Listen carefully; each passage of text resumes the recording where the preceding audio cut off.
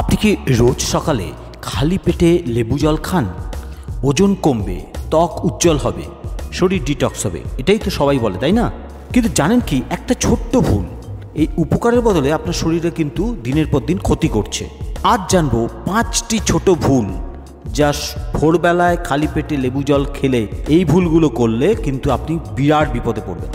প্রথম ভুল, খালি পেটে লেবু জল বেশি খাওয়া অতিরিক্ত অ্যাসিড তৈরি করবে, যার ফলে আপনার কিন্তু গ্যাস্ট্রাইটিস বা আলসারের কারণ হয়ে যেতে পারে। 2 নম্বর, দাঁত ব্রাশ না করে খাওয়া।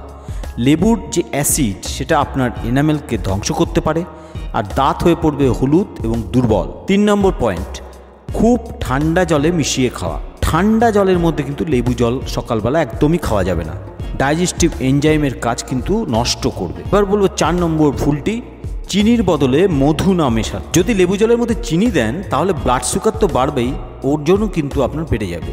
আর 5 নম্বর ভুল হচ্ছে, কিডনি বা গ্যাস্ট্রিক প্রবলেম থাকলে না জেনে যদি খান তাহলে কিন্তু লেবু জল বিপজ্জনক হতে পারে। তাহলে কি লেবু জল খাবেন না? নিশ্চয়ই খাবেন, কিন্তু সঠিক নিয়মে খাবেন, নিজের শরীরকে বুঝে খাবেন।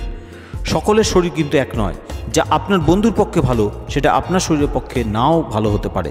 সতর্ক হন, সচেতন হন, নিজের শরীরের সঙ্গে বোঝাপড়া করাটাই আসল হেলথ টিপ। ভিডিওটা ভালো লাগলে একটা লাইক দিন, কমেন্ট জানান আপনি কিভাবে লেবু জল খান, আর অবশ্যই সাবস্ক্রাইব করতে ভুলবেন না হ্যালো হেলথ চ্যানেলকে। ভালো থাকবেন ফ্রেন্ডস।